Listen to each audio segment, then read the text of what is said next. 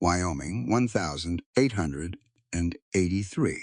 Wind River Ridge, where the law hadn't arrived, and the snow never left. 2 a.m. fists on the door. A man with a writ. A man behind him with cold eyes and an expensive coat.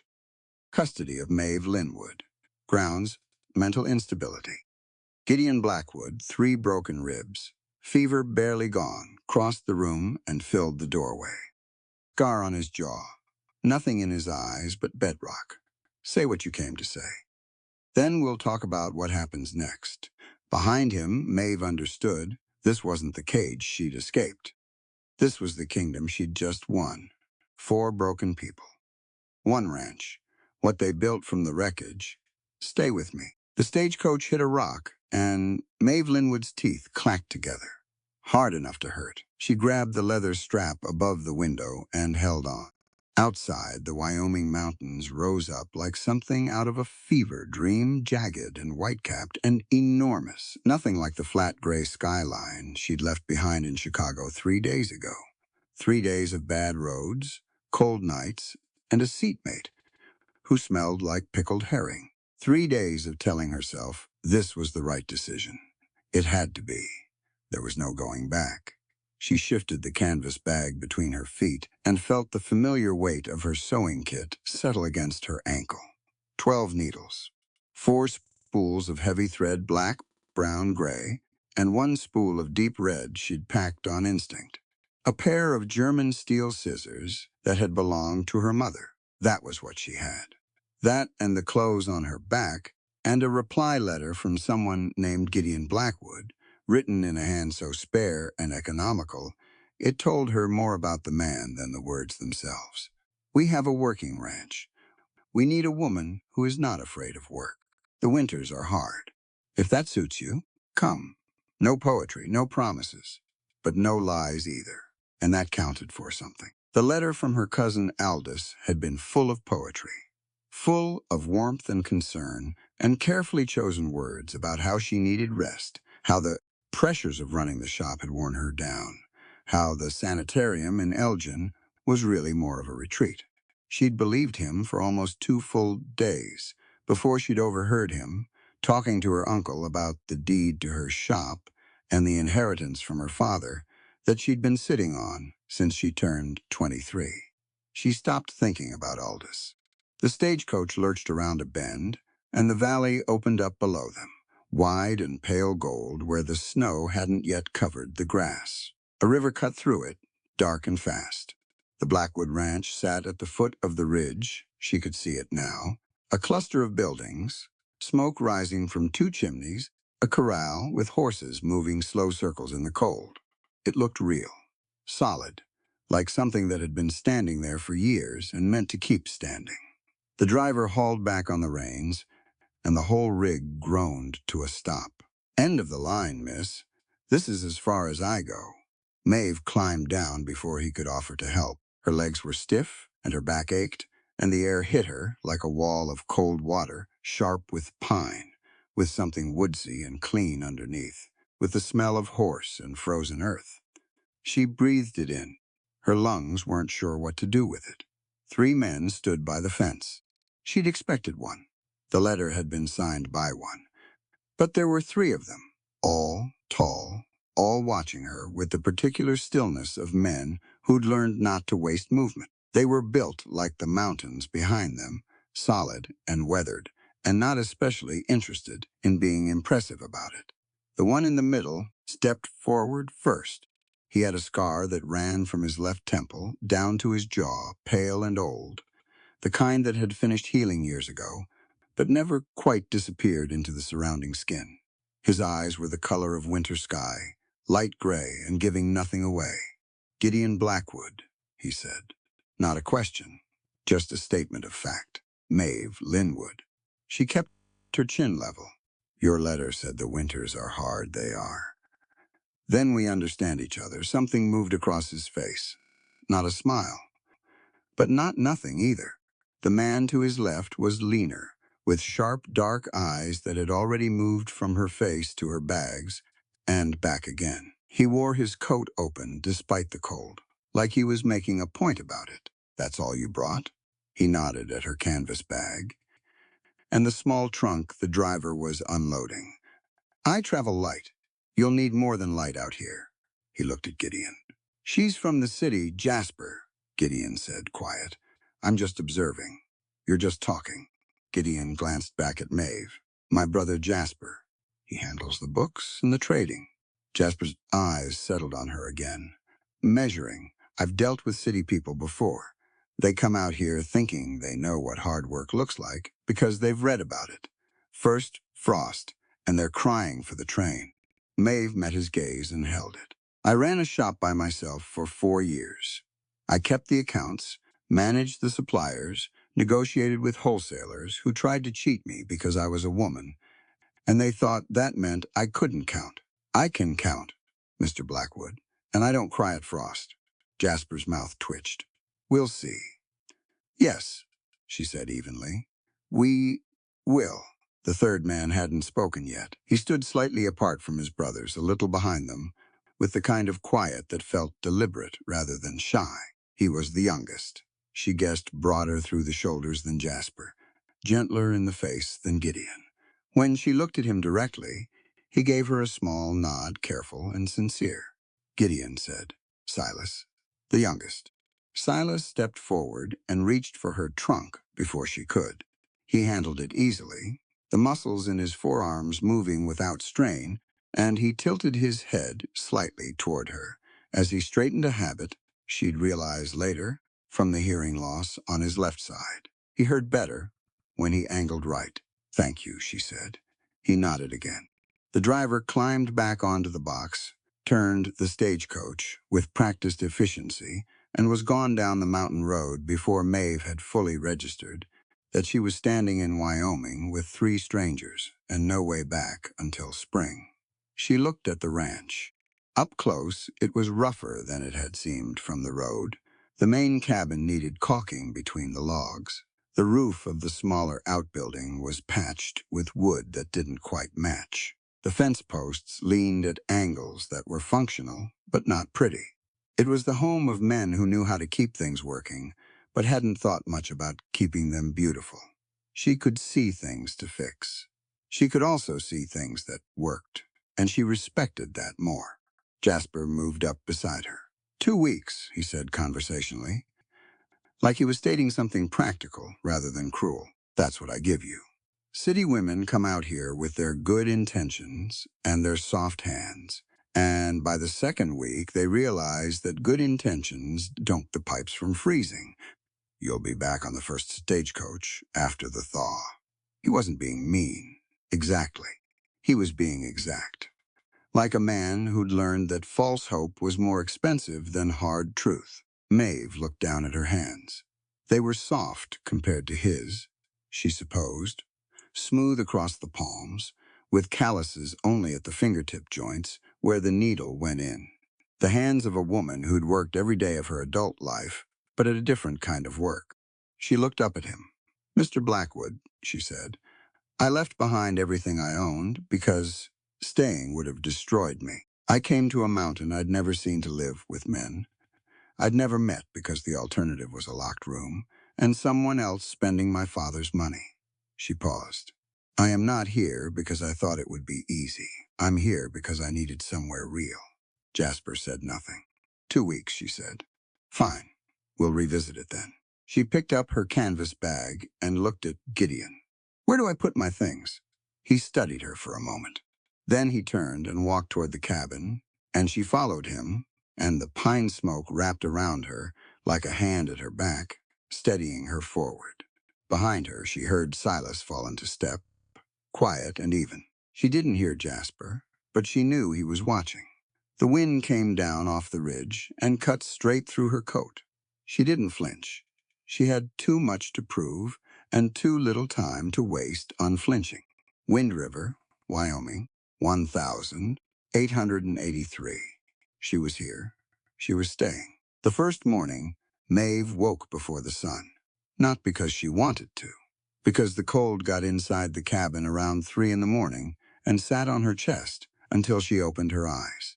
She lay still for a moment, staring at the dark ceiling, listening to the wind push against the walls. The blanket was heavy wool, scratchy against her chin. The mattress was stuffed with something that wasn't quite cotton and wasn't quite hay, but existed somewhere unhappily in between. She got up. That was the thing about hard situations.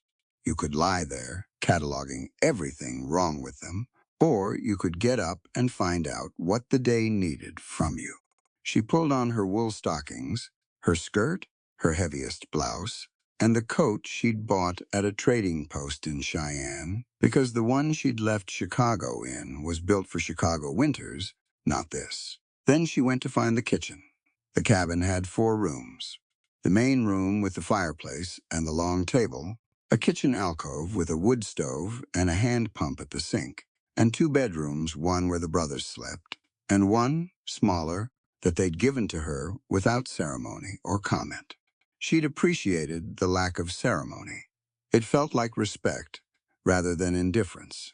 She worked the hand pump over the sink, and it made a sound like a man clearing his throat, a reluctant, grinding, unhelpful sound, and nothing came out. She tried again.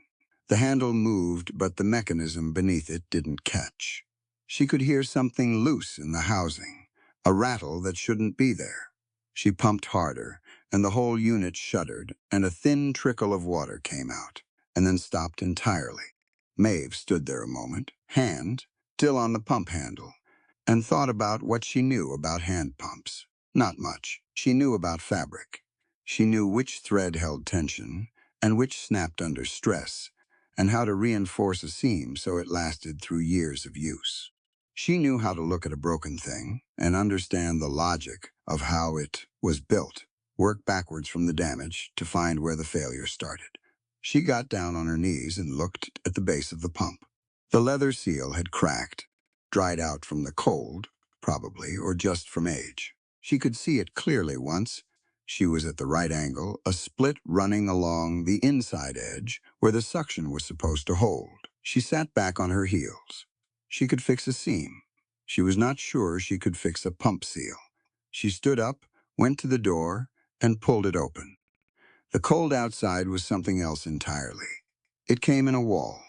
The sky was just barely starting to go pale at the edges, the mountains black against it, and the air smelled like frozen pine, and something sharper underneath, like metal or stone or both. Her breath came out in a cloud and disappeared. Gideon was already at the corral. Of course he was. She was beginning to understand that he might not sleep in any conventional sense, just exist in a different configuration until morning gave him something to do. He was working the latch on the gate, his back to her, and he moved the way he always seemed to move, deliberate, no wasted effort, like every gesture had been decided on before he made it. "The pump's broken," she called. He turned his head. "Which part?" "The leather seal's cracked. I can see it, but I don't have what I need to fix it." He was quiet for a second. "Silas keeps a supply of leather scraps in the workshop. He'll show you." She nodded and went to find Silas. He was in the outbuilding, already up, working in the low light of a single lantern, with the focused silence of someone who did their best thinking with their hands moving. He was carving something, she couldn't tell what yet, just the rough shape of it emerging from a piece of dark wood. His tools were laid out beside him in a line that was almost neat enough to be beautiful. She stepped into the doorway, and he looked up immediately. She'd noticed that about him. He felt movement rather than heard it, sensed a change in the light or the air, and he was never startled because he was always paying attention. She explained about the pump. He set down his chisel, wiped his hands on a cloth, and went to a wooden crate in the corner without hesitation. He pulled out a piece of leather, cut a strip with a small knife in 4 clean movements, and handed it to her with a look that said, "This should work." "Thank you," she said then, because she meant it and felt he deserved to know. "You're very organized." He tilted his head slightly to the right, that habit of his, angling toward her voice, and gave her a brief, private smile. Not showy, just real. She took the leather strip back to the kitchen and spent 45 minutes on her knees, replacing the seal. She'd watched the pump mechanism long enough to understand the basic principle. She worked slowly and got it mostly right on the second try, and when she stood up and worked the handle, water came out steady and clear, and she felt a satisfaction so fierce it surprised her. Small victories. She'd take them. She got the stove going, that she was already better at. Gideon had shown her on the first evening, with 3 sentences and 1 demonstration, and started a pot of coffee and mixed cornbread from the supplies in the larder. By the time the brothers came in one by one, there was something warm waiting. Jasper sat down, looked at the coffee, looked at the cornbread, and said nothing. She took that as a good sign. The day moved forward the way days on a ranch did, without pausing to ask if you were ready. After breakfast, there was a section of roof on the small storage outbuilding that had started to let in light where it shouldn't, and Gideon said it needed patching before the next snow. Maeve volunteered. She wasn't sure why, exactly. She didn't know how to patch a roof, but she was running the arithmetic. In her head, the brothers had enough to do on the ground. She was lighter than any of them, and she wanted to be useful in a way that counted. She got halfway up the ladder before she understood that she'd underestimated the wind. Up on the roof, the wind came from a different direction than it did on the ground, sideways and persistent, finding gaps in her coat collar and working cold fingers under her sleeves. She crawled on her hands and knees to the damaged section, which was near the peak, and she was doing fine. She was managing. She had the patching material. Gideon had passed up to her, and she was figuring out the angle. Her boot found a patch of ice she hadn't seen. She didn't fall off the roof. She should clarify that. What she did was lurch sideways, grab for the peak with both hands, and drag her left palm across a nail head she hadn't noticed sticking up from the shingles. The cut was deep enough. It opened across the pad of her hand below the thumb, and it bled immediately, generously, with the irritating thoroughness of palm cuts. She finished the patch. That part mattered, and she was going to be clear about it later.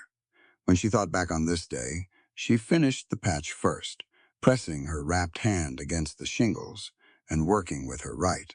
And then she came back down the ladder. Silas was at the bottom. She hadn't seen him come out of the workshop, but he was there, and he looked at her hand, and his expression shifted. Not dramatic, just attentive, a sharpening of focus. "It's not bad," she said. He gave her a look that suggested he would decide that. He brought her inside and sat her at the table and got the medicine box from the shelf in the kitchen. She noted exactly where it was, cataloged it, the way she cataloged everything useful. He poured water from the pot, which was still warm from breakfast, into a bowl and cleaned the cut with the methodical care of someone who'd tended injuries before, probably animal injuries as often as human ones, and who understood that careful was faster than rough in the long run. It stung. She didn't make a sound. He wrapped her hand with clean cloth, precise and firm, and by the time he tied it off, she was holding it together by a thread. Not because of the pain, because she was exhausted in a way that had nothing to do with this morning and everything to do with the last 3 weeks, the overheard conversation, the night she'd packed her bag with her hands shaking, the stagecoach and the cold and the strangeness of being somewhere no one had any expectations of her, except that she work and survive. She cried. She didn't want to. She pressed her lips together and tried to stop it before it became something visible, and failed at that too. And then Jasper came in from outside and stopped in the doorway and saw her sitting at the table with a bandaged hand and tears on her face. He said, "The roof looks steady, enough to last the season." She knew what he was doing, giving her somewhere to look other than her own weakness. She almost laughed. "I finished the patch," she said, "before I came down." "I know." He moved to the stove and poured himself coffee.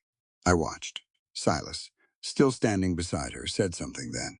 His voice was rougher than his brother's, slightly imprecise in the consonants, the product of only hearing his own voice through one working ear for most of his life. But he spoke clearly and without hurry, and what he said stopped Jasper with the coffee cup halfway to his mouth. A man measures survival by strength, Silas said, but he measures character by kindness. She's not weak. She's learning. Jasper was quiet for a moment. Maeve looked at Silas, who was watching his brother with the steady patience of someone who'd made this argument before in other forms and was prepared to make it as many times as necessary. Jasper set the coffee down. He didn't apologize. She was starting to understand that apologies weren't the currency he traded in, that for Jasper acknowledgement came in different forms, quieter and more practical. There are extra leather gloves in the workshop, he said. Smaller pair from 2 winters ago. They'd fit you better than working barehanded. Thank you, Maeve said. He nodded at his coffee and didn't look at either of them. That evening, she sat by the fire after supper and looked at the bandage on her hand.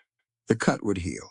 She'd had worse in the shop needle pricks that went deep, scissor slips, a burn from a pressing iron. When she was 19, that left a scar along her right forearm, she'd stopped thinking about years ago. She thought about what Silas had said. She thought about Jasper's face when he heard it. She thought about what it meant to be in a place where 3 men who barely knew her had each, in their own way, made sure she was all right today, not out of softness, out of something steadier than that. She was learning. He was right about that. She was also starting to think that she wasn't the only one. The blizzard came in the night without much warning. Maeve woke to a sound she hadn't heard before, a low, sustained roar, like the mountain itself was exhaling. She lay still for 2 seconds, parsing it, and then she understood and got up and went to the window. She couldn't see anything through it, just white, pressing flat against the glass like it wanted in. She dressed fast and went to the main room. Gideon was already there, standing at the door with it open 6 inches, looking out at nothing. Cold poured in around him. She could see his jaw set, reading the storm the way she read a bolt of fabric, running calculations, assessing what it meant for the work ahead. How long, she asked. 2 days, maybe 3. He shut the door and turned around. We're staying inside. That was the whole conversation. With Gideon, it usually was.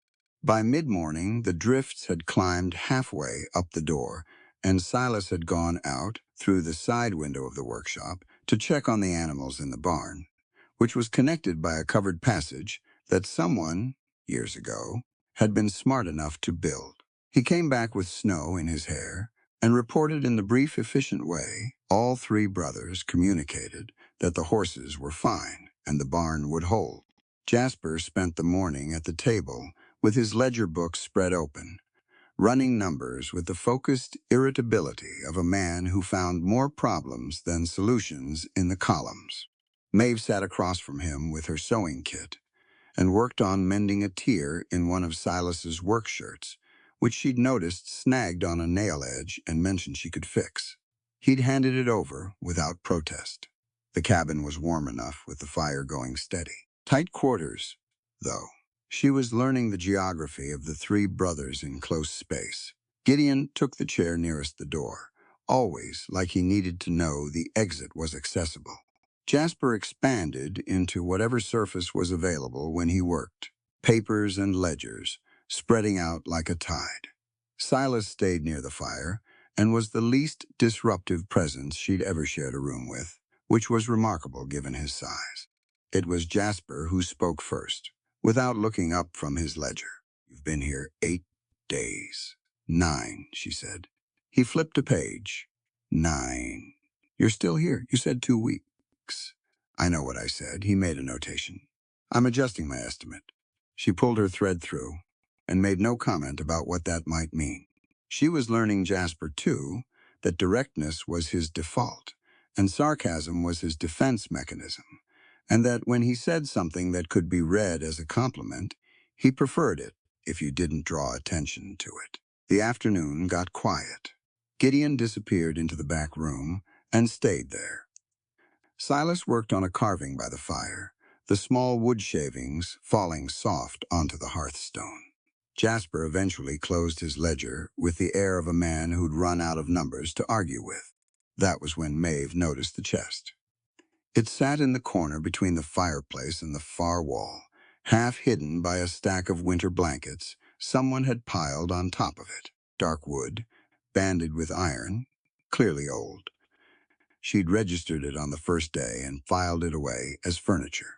Now, with the storm pressing the cabin down to its essential dimensions and not much else to look at, she found her eye going back to it. "What's in the chest?" she asked. Jasper looked up. Silas kept carving, but his hands slowed. "Papers," Jasper said. She waited. He held the silence for a moment, the way he did when he was deciding how much a thing cost to say. Then he got up and moved the blankets off the top of the chest and opened it with a key from his vest pocket. He brought a document to the table and set it in front of her. It was several pages, handwritten, in formal legal language, stamped at the bottom with a county seal. "You should know," he said. "Since you're in it," she read. It took her a while, because the language was dense, and she read every word rather than skimming, which was a habit from 4 years of reading supplier contracts, where the damage was always in the paragraph you decided wasn't important.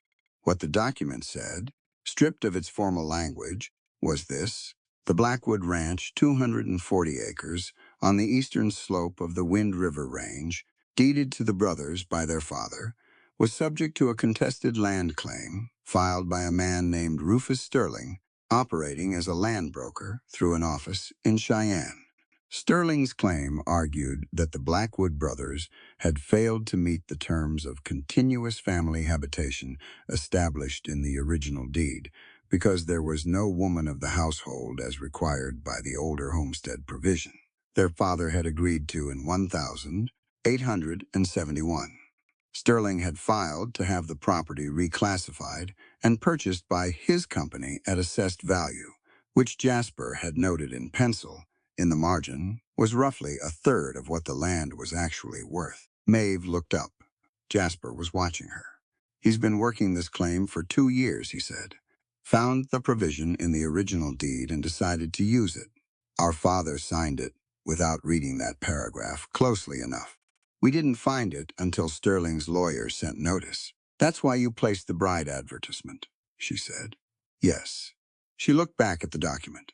"You needed a woman to stand as a legal resident of the household. A wife, yes. The provision is specific." She sat with that for a moment. Outside, the storm roared on, indifferent. The fire popped. "You could have told me this before I came," she said. "We could have." He didn't look away. "And you might not have come, or I might have come anyway." She set the document down. "You don't know." "No," he said. "We don't." Gideon had come back into the room. At some point she hadn't heard him. He moved quiet for a big man, and he was standing near the hallway, listening. She looked at him. His face was the same as it always was, that careful stillness, the scar catching the firelight. "Is that the only reason?" she asked him directly. He took a second before he answered. "The advertisement was Jasper's idea. The legal reason was behind it." He paused. "But we read your letter 3 times before we wrote back." She hadn't known that. She absorbed it.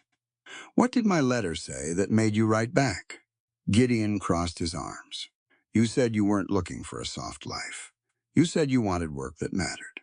You said you'd been running your own affairs for 4 years, and you weren't looking for someone to run them for you." He was quiet for a second. "Most letters we got were looking for a husband to take care of things. Yours sounded like someone looking for a place to stand." The fire cracked and settled. Silas had stopped carving entirely and was looking at the floor, giving them the conversation without crowding it. Maeve thought about what to say and decided to say the true thing. "I came here because I had no good options left," she said. "My family decided I was a problem to be managed. They were going to have me committed to an institution so they could access my inheritance and the deed to my shop. I found out 6 days before I got on the stagecoach." She looked at all 3 of them. "So I understand something about what it means when the law becomes a weapon. Someone points at you. I understand what it means when the people who should be protecting you are the ones building the cage." Nobody said anything for a moment. Jasper, who prided himself on reading people quickly and accurately, had underestimated her. She could see him recalculating, not dramatically, just quietly behind his eyes. Sterling has allies, he said finally. People in Chicago, we think, who've been feeding him information about ranch properties and the women brought out here to fulfill deed provisions. We don't know how deep that goes. She went still. Chicago. Yes. Do you know who? Not yet. She looked down at the document again.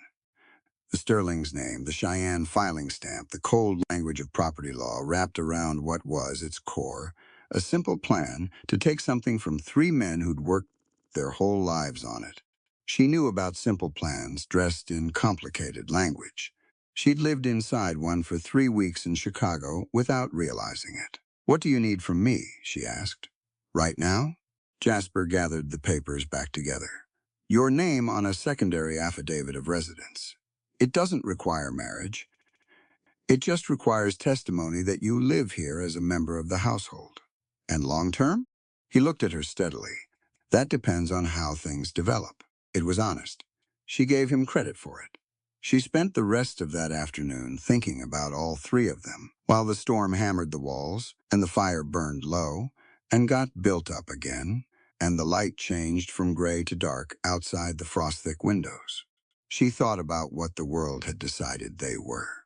Gideon damaged, scarred, the veteran who came home wrong, who people stepped away from because war had marked him in ways that made comfortable people uncomfortable.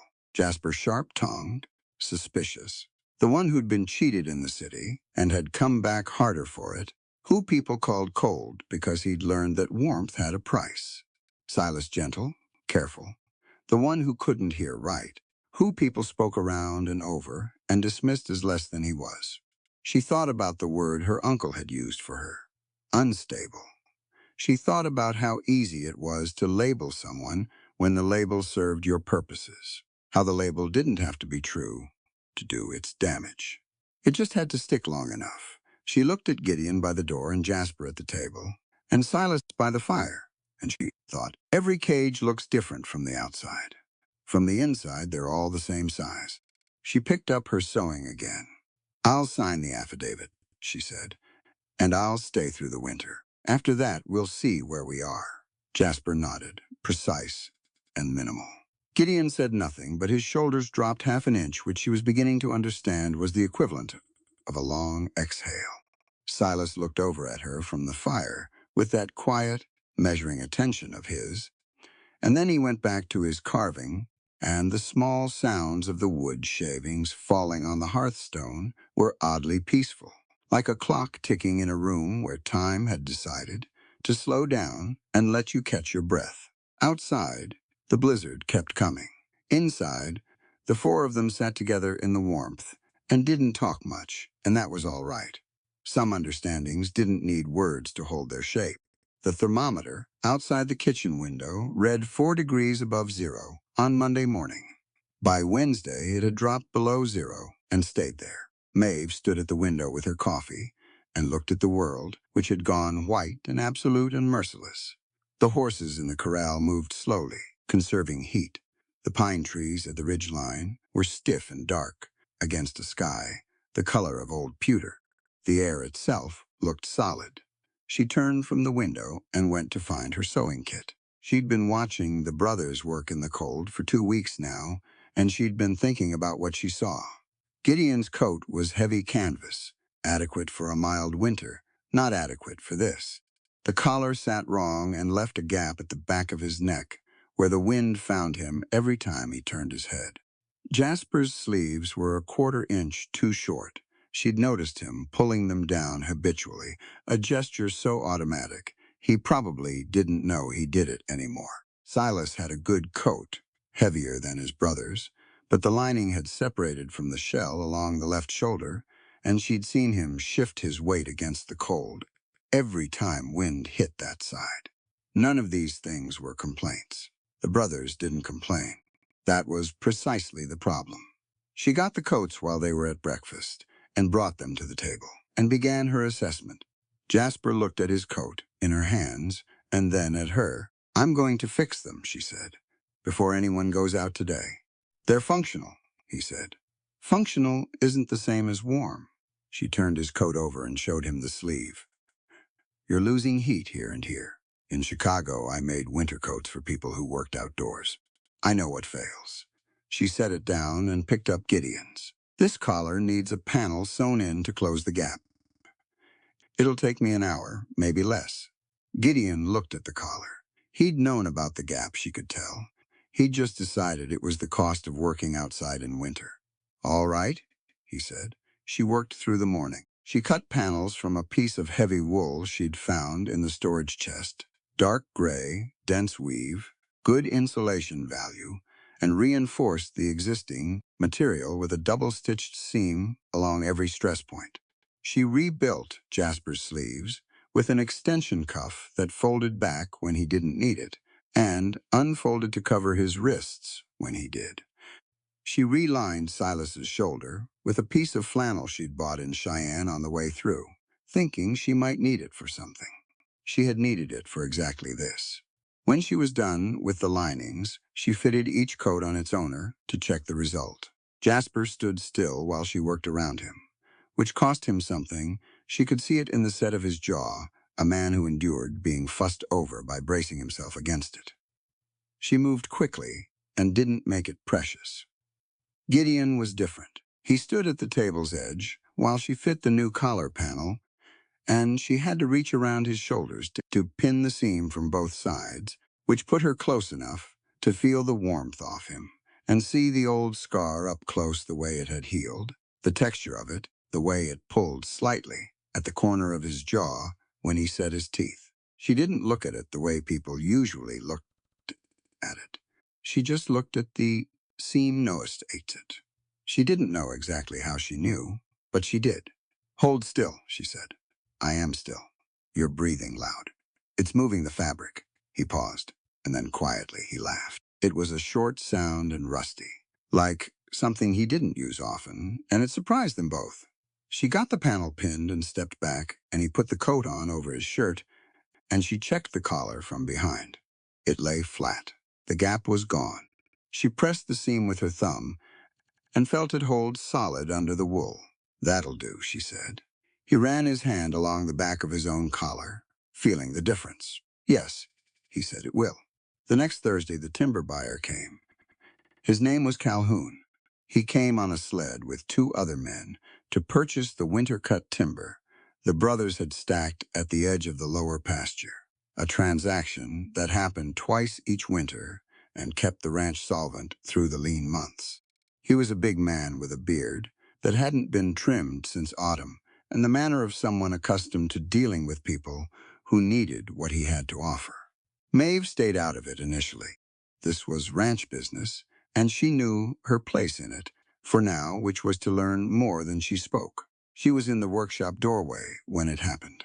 Silas was showing Calhoun's younger associate the timber stacks, pointing out the grades and the cut quality, and the associate was listening well enough until Calhoun himself came around the corner and said something to his man in a voice not quite low enough to be private.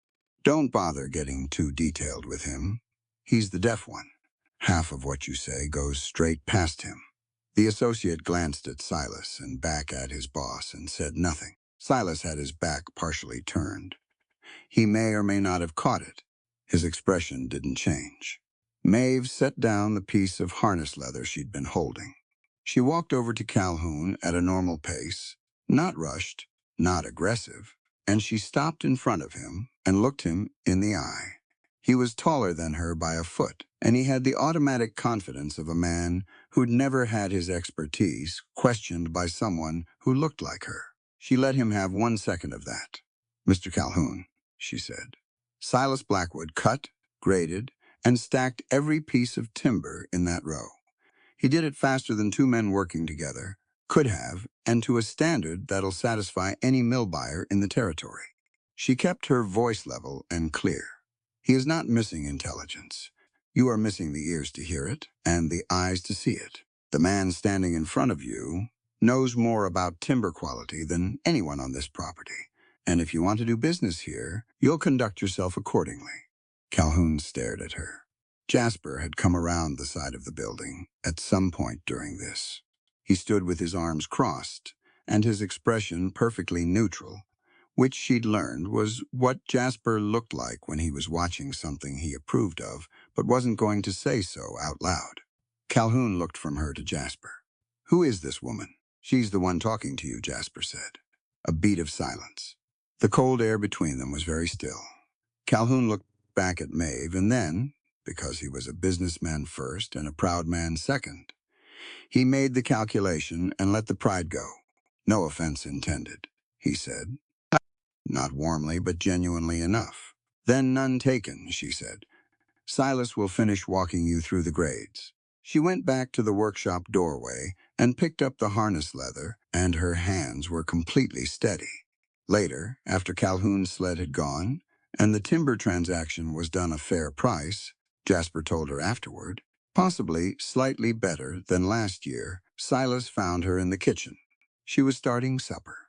He came in and stood at the far end of the table, and she looked up. He had something in his hand. He set it on the table and slid it across to her. It was the carving she'd seen him working on by the fire. Finished now. A small bird, maybe 4 inches long, wings folded, head up and alert. The detail work was extraordinary. She could see individual feathers suggested in the wood grain. The line of the beak precise, the eyes 2 small, perfect cuts that somehow caught the light and held it. She picked it up carefully. "Silas." She turned it over in her hands. "This is beautiful." He watched her look at it. His expression was one she was coming to recognize, attentive, contained, privately pleased. She set the bird on the windowsill above the sink, where it would catch the afternoon light. He seemed satisfied with that. Gideon came in for supper and saw the carving on the windowsill and looked at Silas. And Silas looked at the ceiling with elaborate unconcern. Jasper came in last, sat down, looked at the carving, looked at Maeve, and said, "Calhoun will be back in February. He's a reliable buyer, even if his manners need work." "I noticed he's reliable," she said. "That's why I kept my comments limited." "Limited," Jasper repeated. "I could have said more. I'm aware." She put supper on the table, and they ate. The fire was good, and the food was hot. And outside the cold held steady at its brutal below-zero station, pressing against the walls and finding no way in. After supper, she went back to her sewing. She had one more coat to modify an older one that had belonged to the brother's father, which she'd found in the storage room, and thought she might recut into something usable for Gideon as a second layer on the coldest days. She spread it across the table and looked at it for a long time, thinking through how to take it apart and put it back together better. Gideon sat down across from her with a cup of coffee and watched her work. He didn't say anything. He wasn't offering company in the way that required acknowledgement.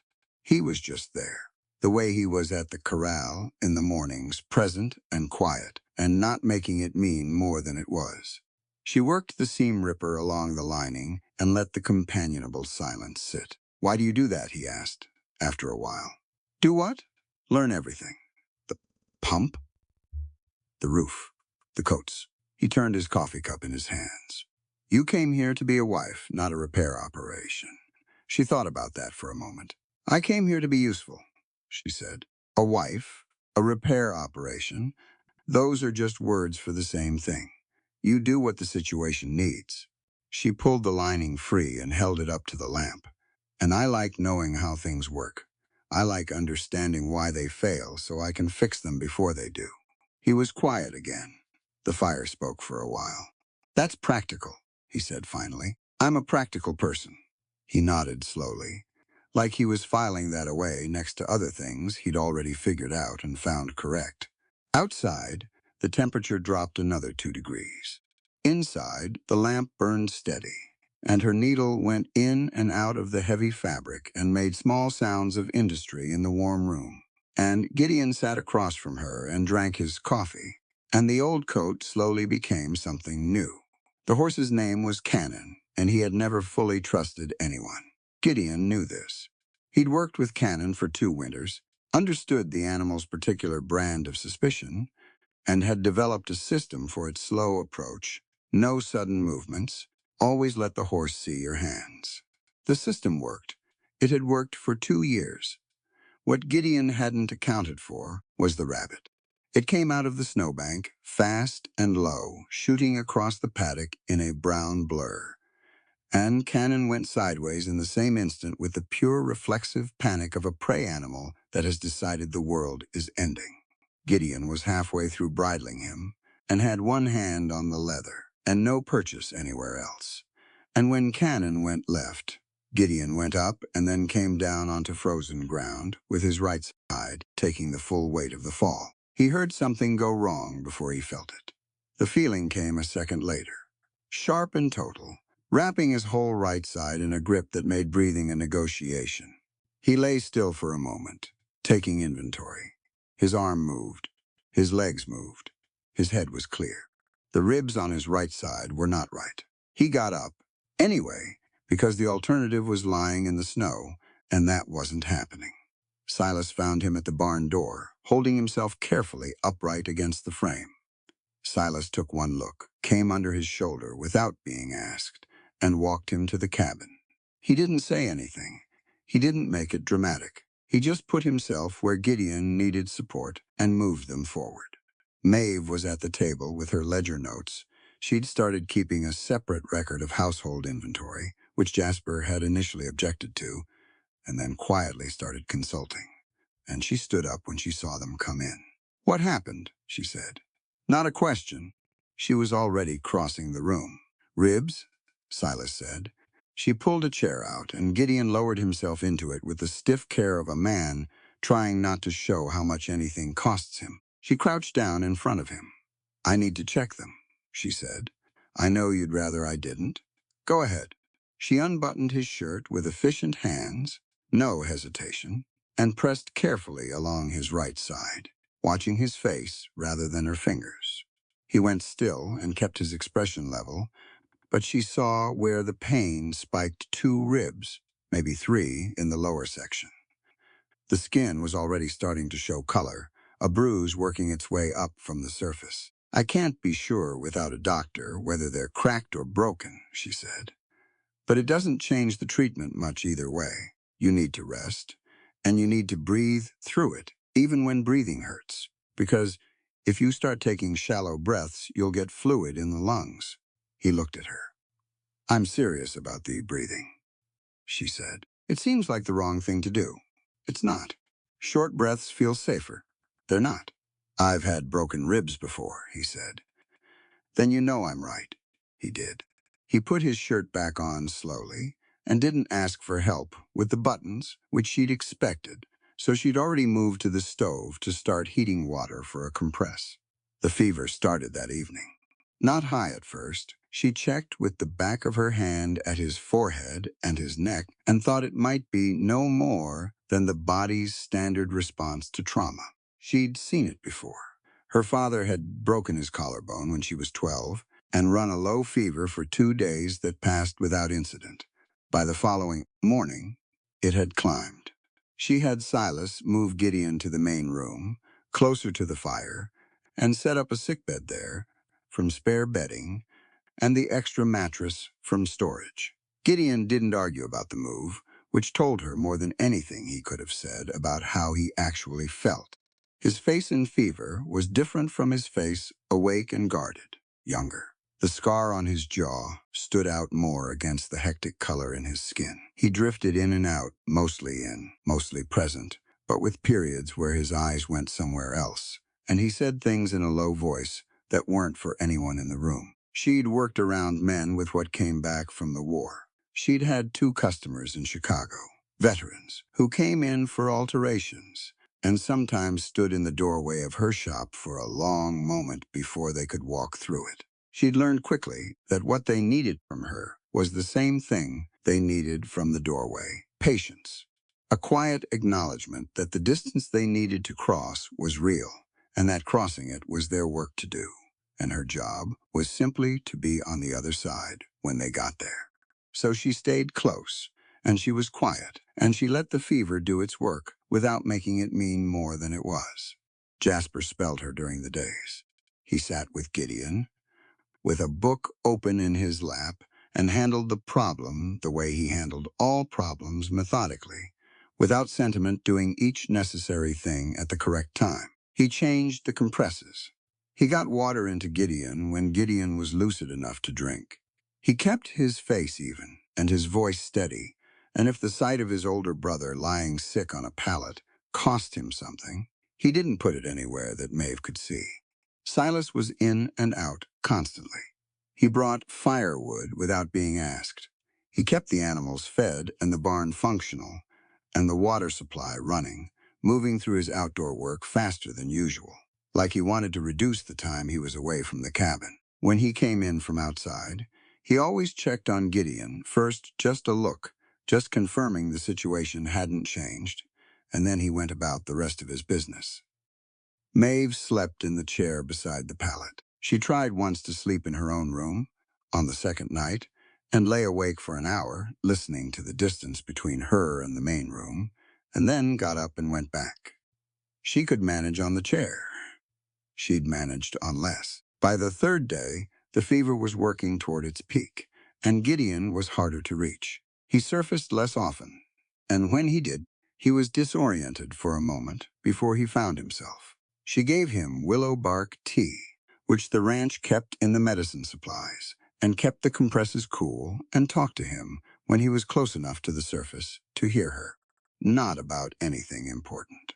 She talked about Chicago, about the shop, about a woman named Mrs. Horton, who'd come in every spring for a new hat and brought her cat in a basket and pretended not to know the cat was in the basket. She talked about her father, who'd been a tailor before her, and had taught her that the difference between a good seam and a bad one was whether the person wearing it ever had to think about it. She talked about the bird on the windowsill and how the light hit it differently at different times of day. She wasn't sure how much he heard. She kept talking anyway. On the morning of the third night, around 2 o'clock, the fever broke. She knew because she woke in the chair to the sound of him breathing differently, slower, deeper, the tight-chested labor of the past 3 days replaced by something that sounded like actual rest. She put her hand to his forehead, and the heat was gone.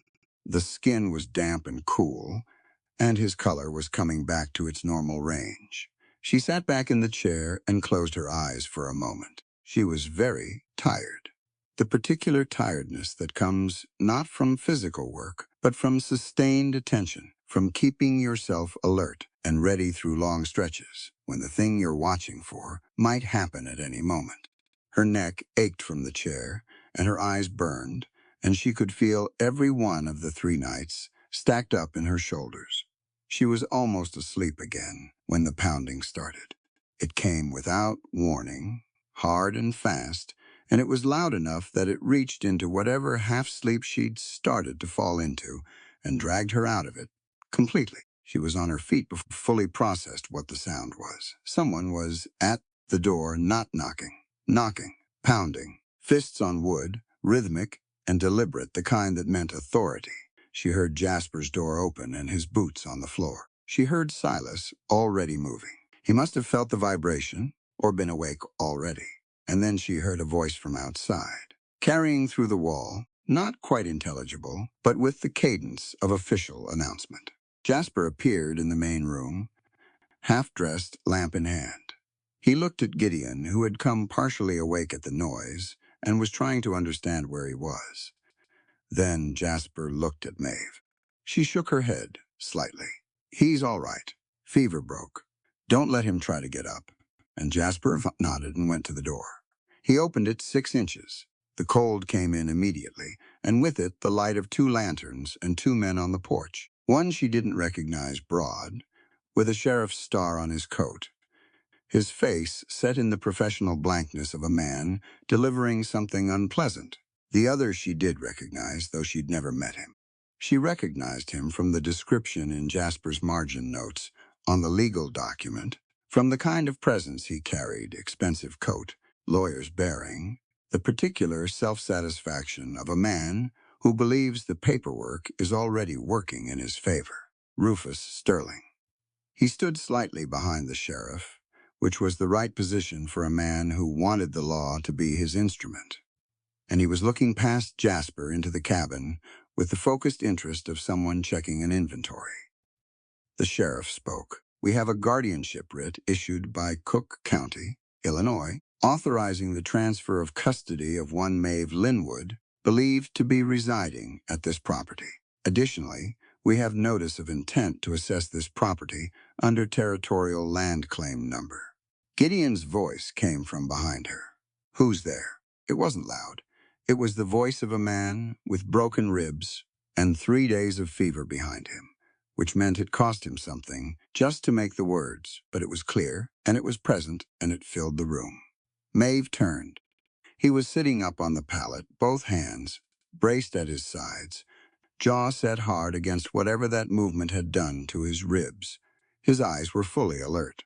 The fever was gone, and what was left in his face was the thing underneath the part of Gideon Blackwood that had been to war and come back and built a life out of what remained and was not going to let anyone walk through his door at 2 in the morning and take it. "Gideon," she said. "Your ribs." "Who's at the door, Jasper?" "Sterling," Jasper said. "And the county sheriff."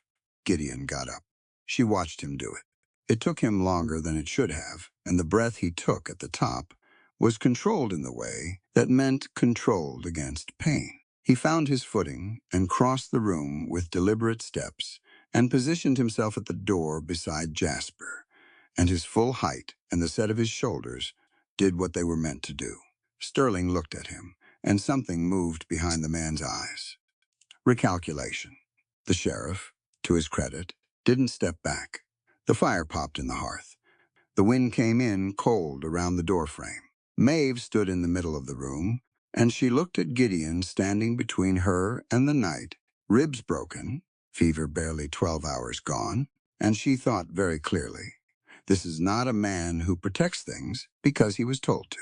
He does it because he doesn't know how to be the kind of person who doesn't. "Say what you came to say," Gideon told the sheriff. His voice was flat and even and carried no heat. "And then we're going to have a conversation about what happens next." The pounding on the door had woken the mountains, it felt like. What came next was going to be answered by all 4 of them. The sheriff's name was Aldgate. He had the look of a man who'd held the job long enough to stop enjoying it, tired around the eyes, careful in his movements. The kind of careful that comes from having been wrong before and not wanting to repeat the experience. He held up the document in the lamplight. "Guardianship writ," he said again, "for Gideon's benefit. Issued out of Cook County. The family of one Maeve Linwood has petitioned the court on grounds of mental instability and unlawful flight from medical supervision. The writ authorizes me to take her into protective custody and arrange transport back to Illinois." "Mental instability," Gideon said. "That's what the writ says. And you believe that." Aldgate paused. "It's not my job to believe it or not believe it. It's my job to execute the writ." Sterling stepped forward slightly, moving out from behind the sheriff with the confidence of a man whose paperwork had always worked before. He had a broad face, clean-shaved, and eyes that moved constantly over Gideon, past him to the room, finding Maeve, staying there a beat too long. "Miss Linwood," he said, "no one here wants this to be unpleasant. Your family is concerned for your welfare. You left Chicago without notice.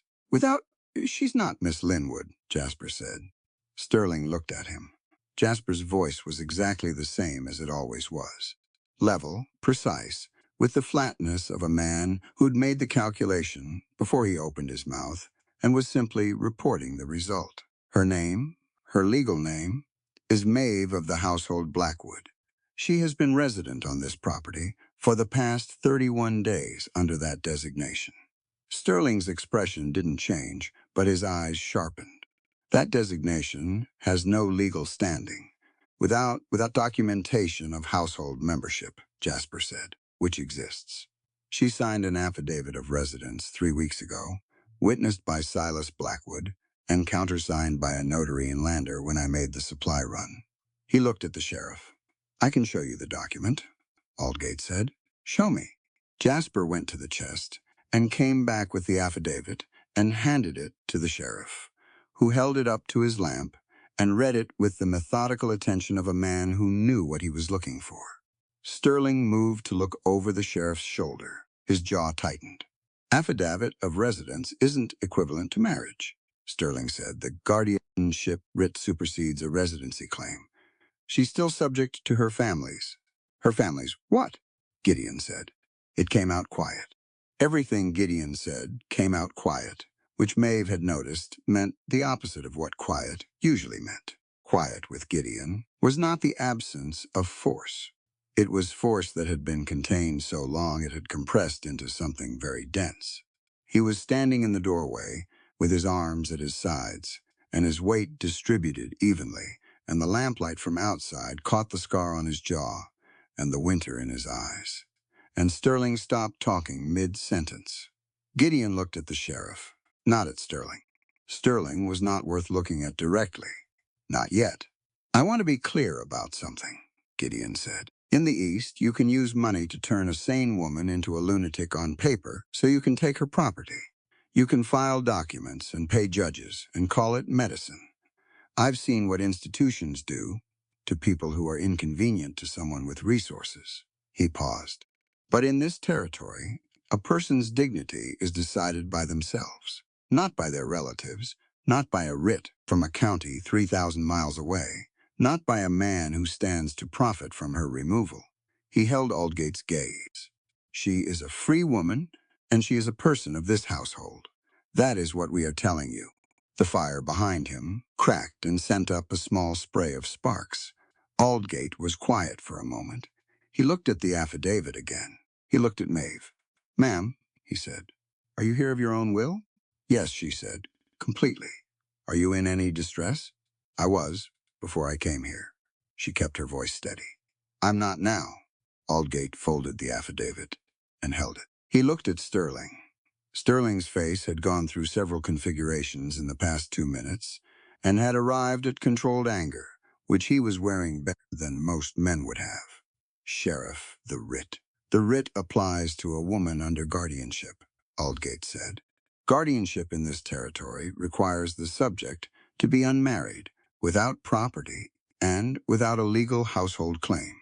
She has a household claim." He handed the affidavit back to Jasper. "The Cook County writ has limited reach out here at the best of times. With this documentation, it has no reach." Sterling opened his mouth. "Mr. Sterling." Aldgate's voice was tired but final. "I came out here because I was presented with paperwork and told it was in order. It's not fully in order. I'm not going to remove a woman from a household she's legally resident in based on a writ that doesn't hold in this jurisdiction." Sterling looked at Gideon, then at Jasper, then at Maeve. His expression settled into something that wasn't anger anymore. Exactly. It was longer range than that and colder. "This isn't finished," he said. "Good night, Mr. Sterling," Jasper said. Closed. The cold stayed in the room for a minute after they left, hanging in the air where the night had been. Maeve could hear the horses outside, Sterling's and Aldgate's, moving away down the snow-packed track toward the road. She let out a breath she'd been holding since she heard the first pounding on the door. Gideon turned from the door, and his face had changed. The compressed, outward-facing steadiness had let go a little, and what was underneath was a man who had just stood up on broken ribs in the middle of the night, and it had cost him. He put one hand on the table edge, quiet about it. But she saw. "Sit down," she said. He sat. She went for the medicine box without asking. Jasper was already at the stove, putting water on, the automatic movement of a man who dealt with aftermath by doing the next practical thing. Sas was in the corner, where he'd stood the entire time silent, planted, watching the door, with the focused attention of someone who'd been prepared to be the next line if it came to that. She checked Gideon's ribs. He'd held himself right while he was standing, but the effort of it showed now in the way he breathed. She pressed along the injury site carefully, and he kept his face even, and she kept hers even, and they managed between them to get through it without either of them making it harder than it had to be. "You shouldn't have stood up," she said. Someone needed to. Your brothers were already there. He looked at her. I know. She understood what he wasn't saying.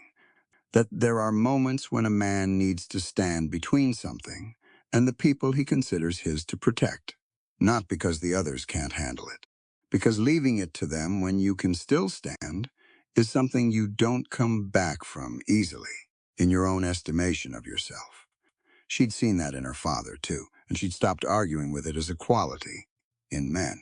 Well, she said, you'll sleep in the main room again tonight. I'm not walking back and forth to check on you. I'm fine. You're improved. There's a difference. She straightened up. Don't make me explain it again.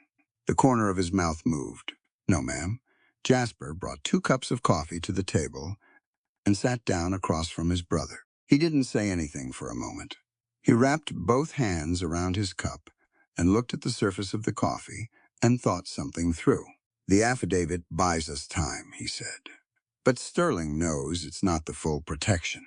He knows what the deed provision requires. He'll be back, I know, Gideon said.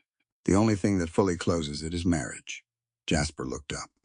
Legal recorded, recognized by Wyoming territory. If Maeve is the wife of a citizen here, the Cook County writ is completely void, her property rights are protected under local law, and Sterling's land claim loses its primary leverage. He paused. I've looked at this from every angle. That's where it lands. The room was quiet. Maeve sat down at the table.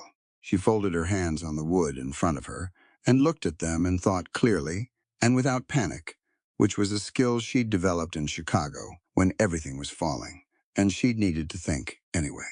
You're asking me to marry one of you, she said. Jasper said, yes. Which one?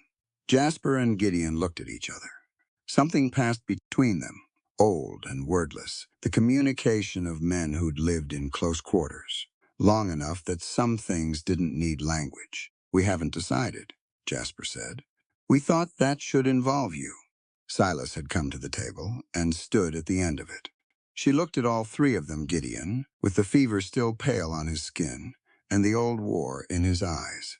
Jasper, with his precise accountant's mind, wrapped around a problem he was determined to solve. Silas with his quiet and his carved bird on her windowsill and his hands that made beautiful things. She thought about what the law was about to do to all of them if she walked away. She thought about what it had already tried to do to her.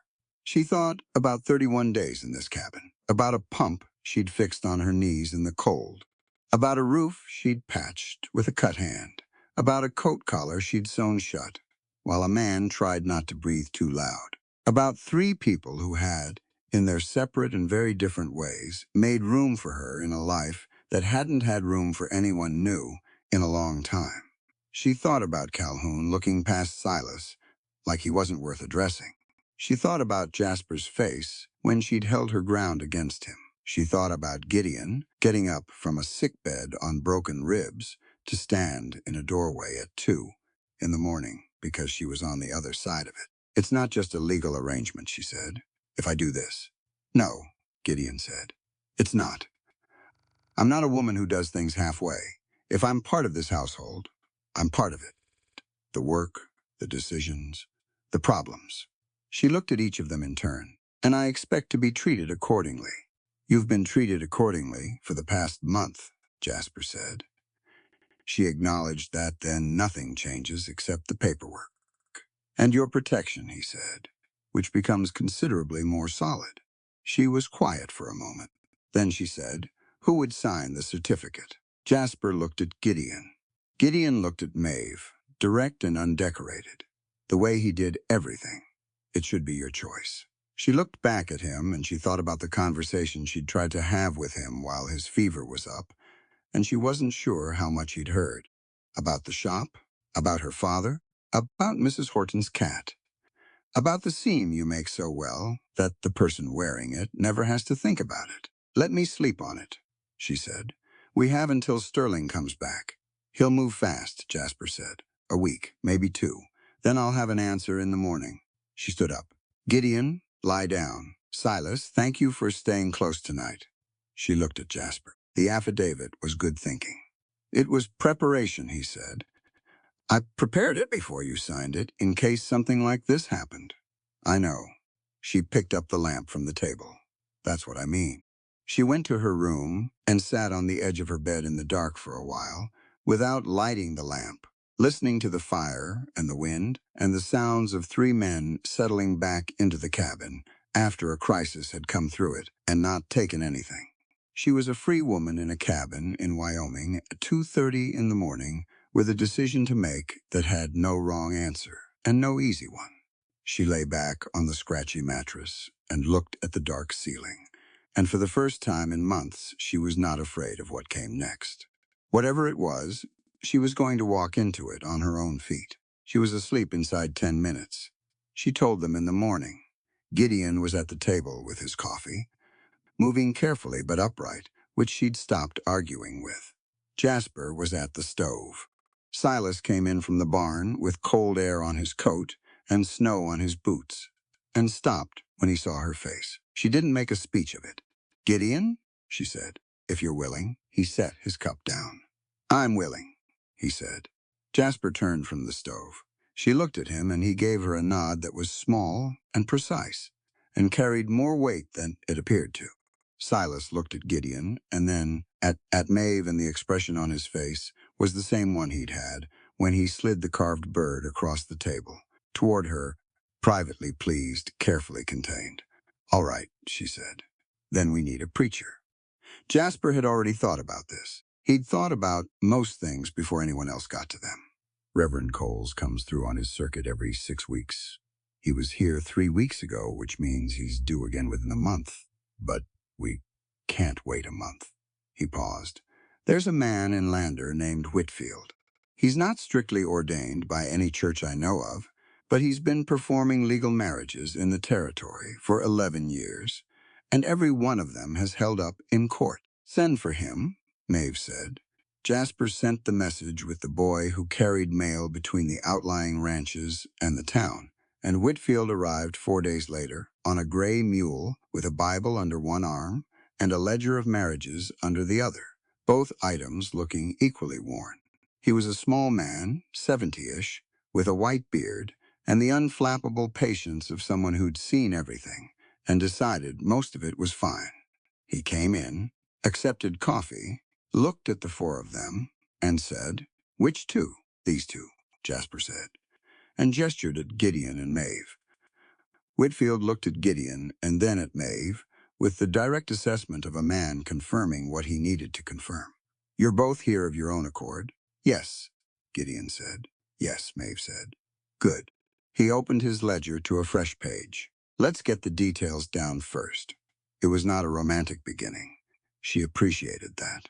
Romance built on false ceremony collapsed the first time real life leaned on it hard, and she'd seen enough of that in Chicago elaborate weddings between people who had nothing genuine underneath the flowers, to know that the paperwork and the clear intent mattered more than the staging. Whitfield took the information he needed. Full names, ages, county of birth, previous marriages, none, for either of them. He asked if there were objections and looked around the cabin in a way that made clear he didn't expect any. There weren't. Silas had done something to the main room while they were waiting for Whitfield to arrive.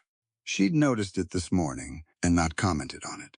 He'd cut pine branches, the kind that smelled sharp and clean, and set them in a jar on the table. He'd cleaned the hearthstone and laid a new fire with the careful construction he brought to everything he built, so that it burned bright and even. He'd moved the furniture to open up the center of the room. He hadn't said anything about it. She hadn't said anything either. It was enough that he'd done it. She wore her best dress, which was dark blue wool, well made, the seams her own work. She'd sewn it in Chicago 2 winters ago, and it fit precisely because she'd made it to fit precisely. She pinned her hair up and left 2 pieces of it loose at the sides, which was more than she usually did, and less than the occasion might have called for in different circumstances. Gideon had shaved. He wore a clean shirt and his good coat, the one she'd modified, the collar lying flat, and even at the back of his neck. He stood very straight, which cost him something with the ribs. and she decided not to mention it. Jasper stood to Gideon's left. Silas stood to Maeve's right. It wasn't planned that way. It was simply where they all naturally went, and it seemed right enough to leave it. Whitfield opened his Bible and his ledger and conducted the ceremony with the efficiency of a man who understood that what he was doing mattered and that making it longer didn't make it matter more. He spoke the words that were required. Gideon spoke his. His voice was low and steady, and he looked at her directly the whole time, which she met without flinching. When it was her turn, she spoke her own words to the room rather than only to Gideon, not because she was uncertain about Gideon, but because she understood that what was happening involved all four of them in ways that a marriage certificate could only partially capture. For the ring, Silas produced something from his coat pocket. It was copper wire, twisted and bent into a circle, with a precision that no one without Silas's hands could have managed. He'd worked a small pattern into the band. She could see it when she looked close, a series of interlocking shapes that suggested something botanical. Leaves or vines, wrought in metal at a scale that required extraordinary patience. He'd made it in the 4 days between the decision and Whitfield's arrival. She didn't know when he'd slept. Gideon took it from Silas and looked at it for a moment before he put it on her finger. "Silas made it," he said. "Not an apology, just an acknowledgement of where things came from." "I know," she said. "It's the best ring I've ever seen." Silas, standing at her right, kept his eyes on the fire, and the tips of his ears went red. Whitfield recorded the marriage in his ledger, and in the official register, signed it, had Jasper and Silas sign as witnesses, and produced a certificate that he filled in with careful handwriting. He blotted it, let it dry, and handed it to Jasper. "Filed copy goes to the county seat in Cheyenne," Whitfield said. "I'll take care of that on my way through. Your copy is there." He closed his ledger. "Congratulations." He said it simply, like he meant it, which she thought he probably did after 11 years of performing marriages in places where people needed them for real, rather than ceremonial reasons. He accepted a meal before he left. Maeve put it together, and they all ate together at the long table, Whitfield at the head, the four of them arranged as they always were, which was the only evidence Maeve needed that the ceremony had confirmed something that already existed, rather than created something that hadn't.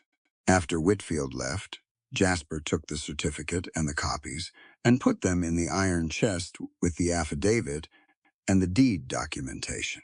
He did it with the care he gave to anything important, specific place, specific order, so he could find it without searching. Then he came back to the table and sat down and looked at Maeve across it. "Sterling will find out within the week," he said. "The filing will go through official channels, and he has contacts who'll flag it." "Good," she said. "Let him find out." Jasper looked at her. "You're not worried about what he does next." "I'm prepared for what he does next." She met his gaze. "There's a difference. Worry is what you do when you're not ready. Preparation is what you do when you are." Gideon was in the chair by the fire. She'd gotten him to sit down, after Whitfield left, by the simple strategy of sitting down herself and waiting, and he was watching the exchange between Maeve and Jasper, with an expression that was about as close to satisfied as she'd seen on him. Jasper picked up his coffee. "You've been collecting information on Sterling." "For 3 weeks," she said. "Since I read the documents in the chest. Every transaction mentioned in those pages, every name connected to his claim, every date that didn't line up right. I've been writing it all down." She folded her hands on the table. "The numbers in those filings have gaps in them, Jasper. The same kind of gaps I used to find in my supplier contracts when someone was stealing from me. Sterling isn't just filing a land claim. He's laundering the transaction through a shell company in Denver, and the Denver company has a silent partner listed in the Cook County records as a trustee of an estate." She paused.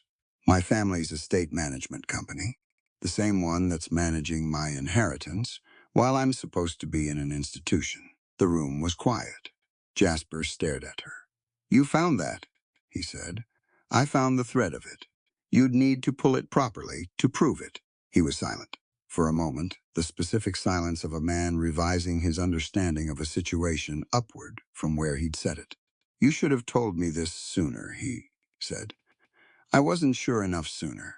She looked at him steadily. I'm sure enough now. Silas, who'd been carving by the fire and apparently following the conversation through the vibrations of it, or the peripheral movement of their faces, looked up and made eye contact with Gideon. Something passed between them.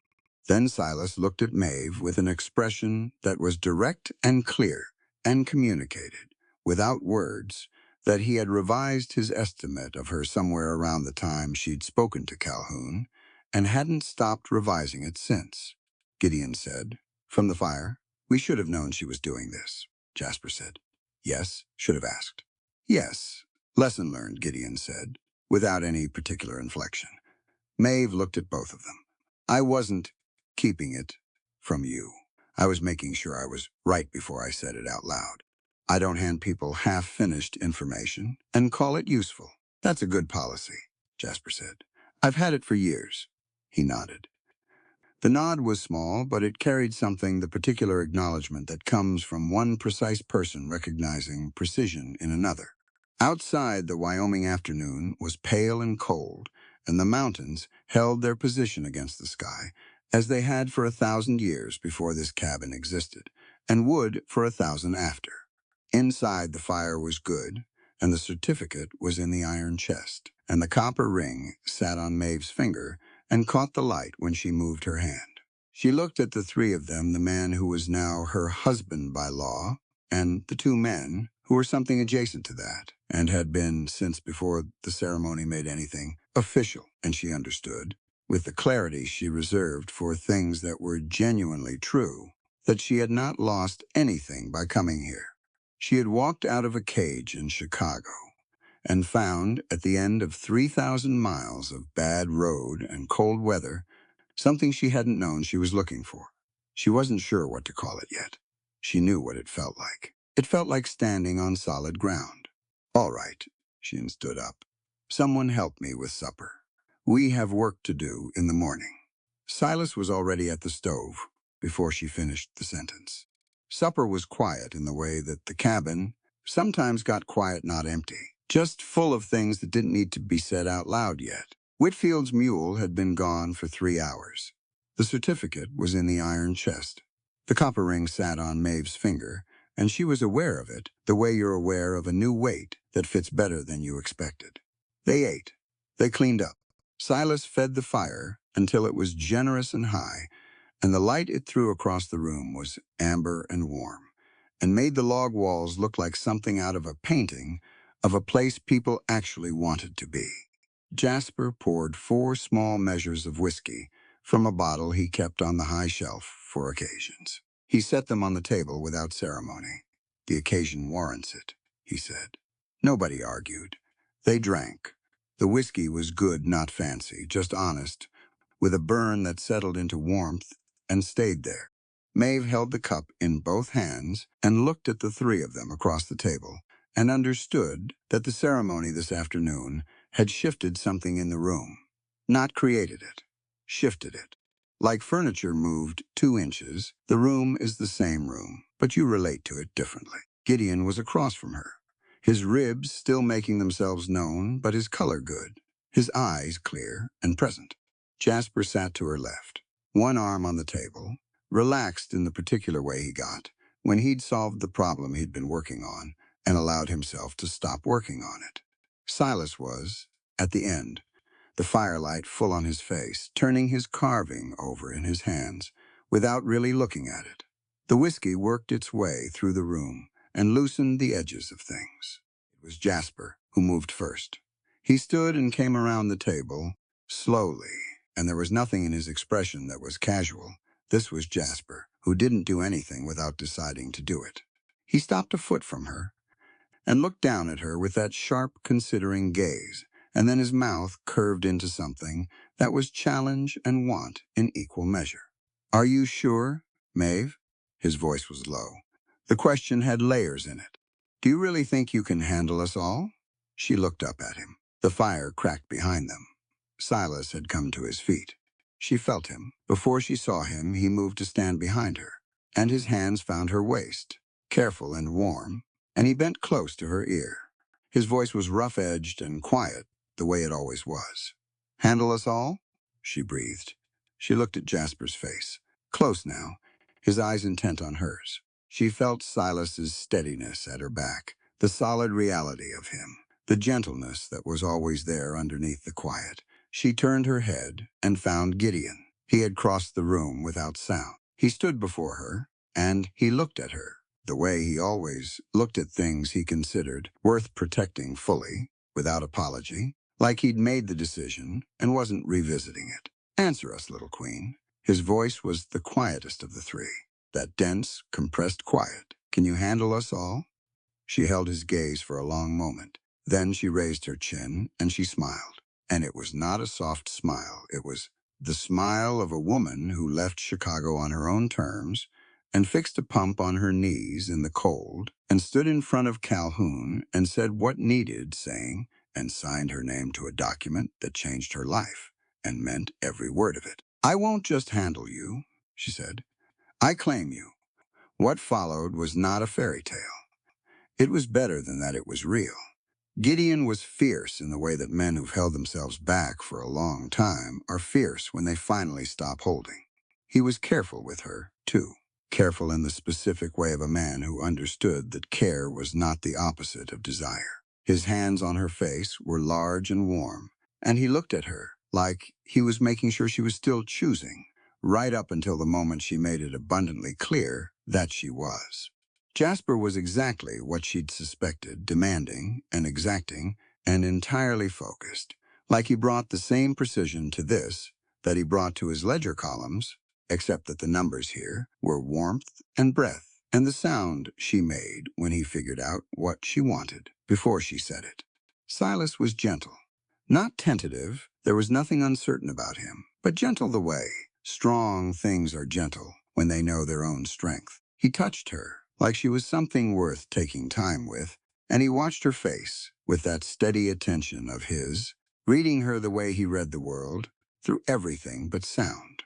The fire burned long into the night. She lay warm and awake in the small hours, listening to the cabin settle around her.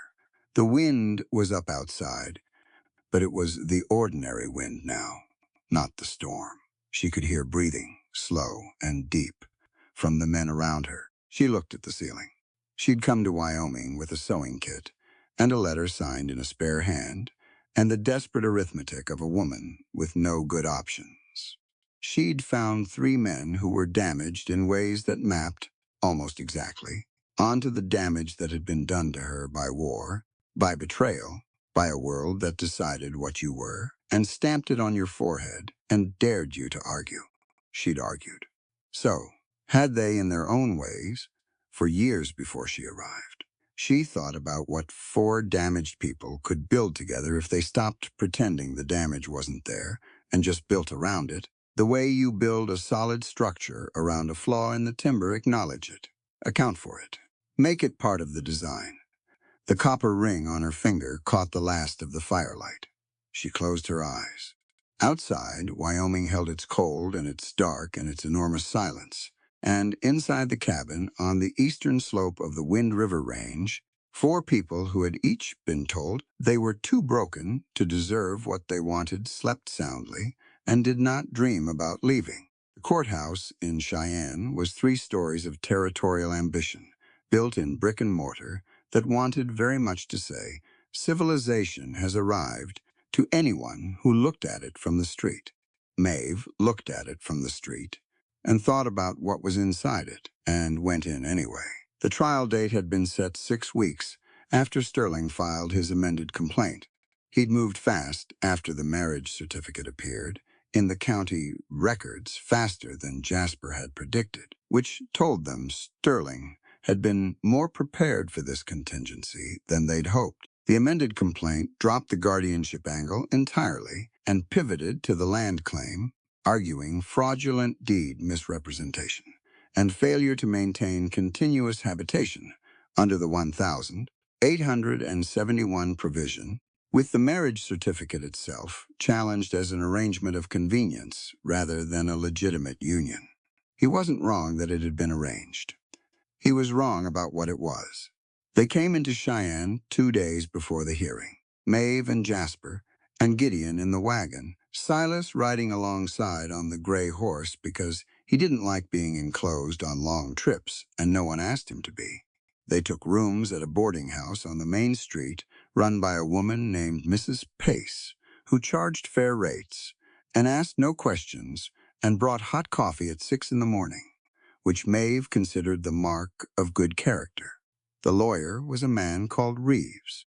He was younger than Jasper, probably 30, with a dry, careful intelligence and the territorial lawyer's particular skill of knowing which arguments played to which judges. Jasper had corresponded with him for 3 weeks before the hearing date, and Maeve had been part of that correspondence, drafting the sections that covered the financial discrepancies she'd identified in Sterling's filing.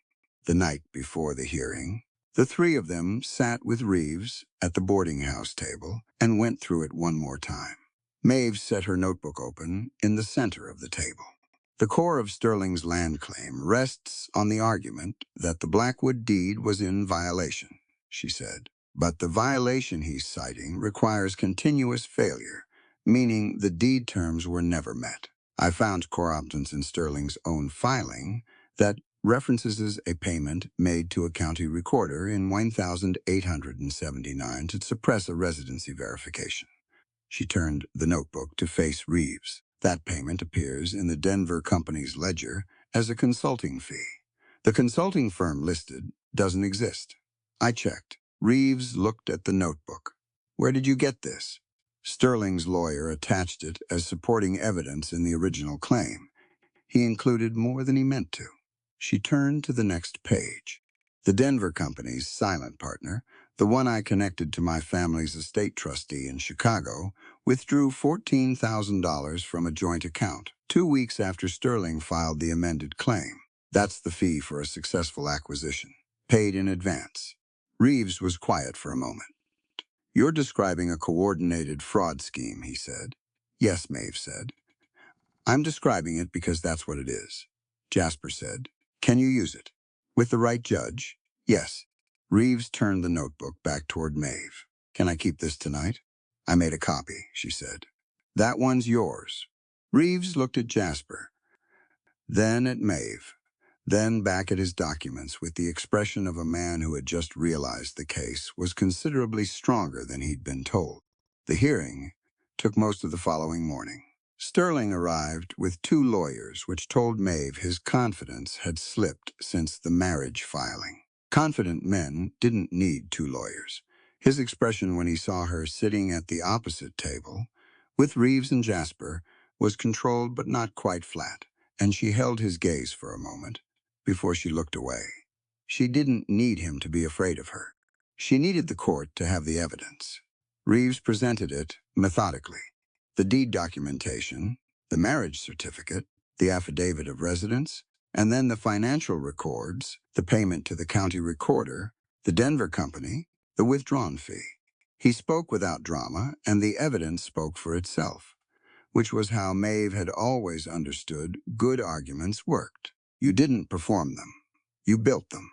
Sterling's first lawyer tried 3 different approaches to discredit the financial records, and Reeves answered each one from the documentation Maeve had prepared. She sat still and watched and let the work she'd done carry the weight. That was the thing about preparation, you did it, so that when the moment came, you didn't have to scramble. You just had to show up.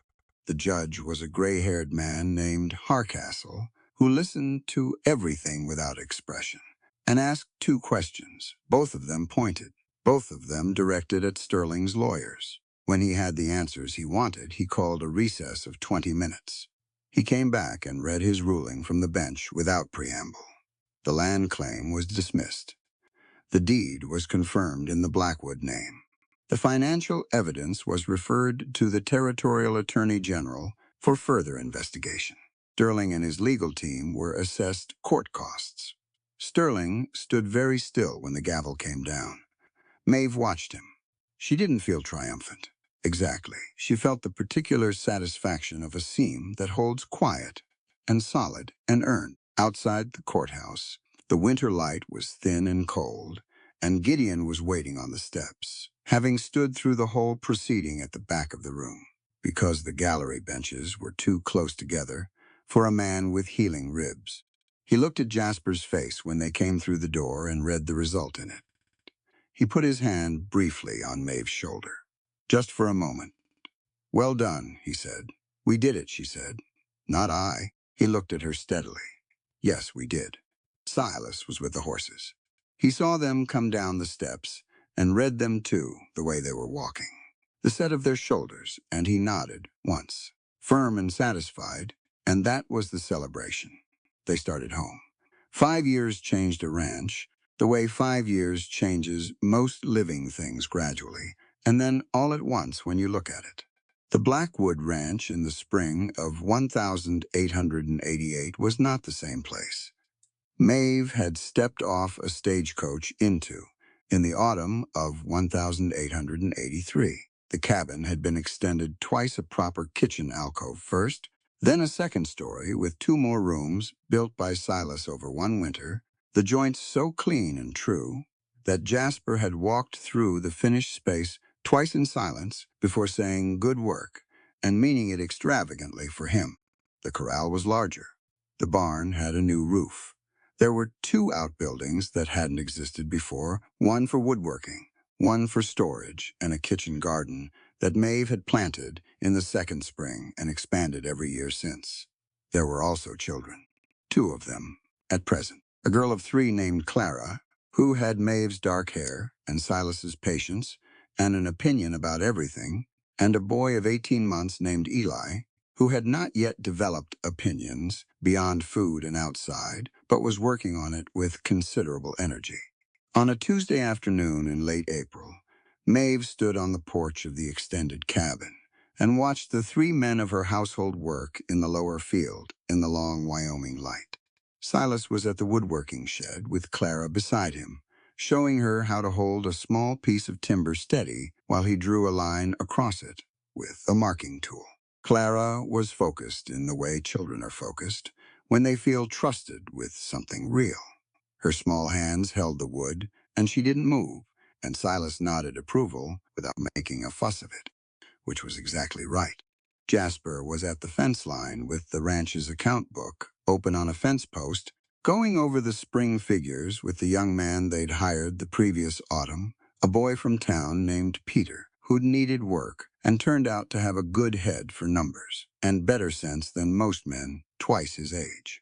Jasper was pointing at a column and saying something, and Peter was nodding and writing. It was, Maeve thought, exactly what teaching looked like when the teacher didn't know they were doing it. Gideon was working the young gray horse in the paddock. He'd been at it for an hour patient, methodical, the same careful system he used with every animal that came to the ranch, building trust before asking for anything. The horse was starting to read him. She could see it in the way the animal's ears tracked him, attentive rather than anxious. She leaned against the porch post and held her coffee and watched them. 5 years ago, she'd stood on a mountain road with her canvas bag and her sewing kit, and 3 strange men who didn't know what to do with her and didn't much want to find out. The woman who'd stood on that road had been holding herself together by arithmetic, calculating what she had, what she needed, what she could survive losing. She'd been running on the particular fuel that comes from having no option but forward. She still had that fuel. She thought she always would. But there was something underneath it now, something that hadn't been there before, which was the knowledge that forward was worth going toward. The ranch had become, in the past 3 years, something more than a family home. It had started after the trial, after word got out about what had happened, Maeve's story, and what the land claim had tried to do and failed. The first woman had arrived in the autumn of 1885. She'd come from Denver, rail-thin and careful-eyed, with a child on her hip and a story that Maeve recognized in its bones. she'd stayed through the winter. In the spring, she'd written to a friend who'd written to another friend. And by the second year, they had a small system, a network of women who knew about the Blackwood Ranch, who knew it was a place where a person in trouble could rest and regroup and figure out what came next. It wasn't a charity. The women who came worked. The ones who stayed longer contributed to the household. The ones who passed through carried information forward, names of lawyers, towns with good prospects, routes that were safer than others. Maeve kept the records the way she kept all records, precise and complete, because information was only useful if you could find it when you needed it. Gideon had built the first small shelter for overnight guests without being asked. Jasper managed the finances of it with the same care he managed everything else, finding the line between sustainable and generous, and walking it without complaint. Silas taught the children who came through, not formally, nothing that looked like school, just the natural transmission of skill to hands that wanted to learn. The copper ring on Maeve's finger was 5 years old and had not been replaced, though Silas had offered twice. She liked the way it had aged the patina on it, the way it fit her finger now, shaped to her exactly. She'd told him that, and he'd looked at the ceiling with that private pleasure of his and not said anything. Eli's voice floated out from inside the cabin, the escalating announcement that he had woken from his nap and expected the world to respond. She heard Mrs. Pace, who had closed her Cheyenne boarding house and come to work for them 18 months ago, saying she was tired of feeding strangers and would rather feed people she knew moving through the kitchen to answer him. Maeve stayed on the porch another moment.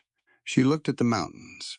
The Wind River Range was running snow still at the peaks, white against the blue sky of a Wyoming April, enormous and permanent and completely indifferent to the small, complicated lives happening at their feet. She'd spent a long time being afraid of large, indifferent things. She'd learned here that indifference wasn't the same as hostility. The mountains didn't care what she did with her life. That meant the doing of it was entirely hers.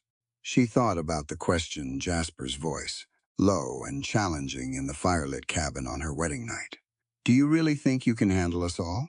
She thought about her answer. She thought about everything that answer had meant in the years since she gave it, the work and the cold and the courthouse in Cheyenne and the women who'd come through and the children in the yard and the fence line and the horses and the ledger books and the mended coats and the copper ring. She looked at the 3 men in the field below, and she thought quietly, to the mountains, this land didn't send me here as a punishment. It sent me here as a kingdom. And the men of these mountains didn't need a beauty to save them. They needed a queen. She finished her coffee. Eli was getting louder inside. She went in. There's a reason stories set in the American West have never stopped pulling at something deep in us. It's not the horses, or the snow, or the wide silence of a mountain nobody has named yet.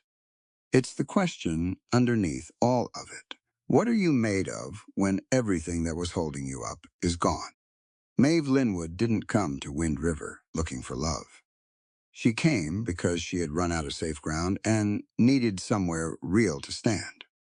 And that, I think, is the most honest beginning any story can have.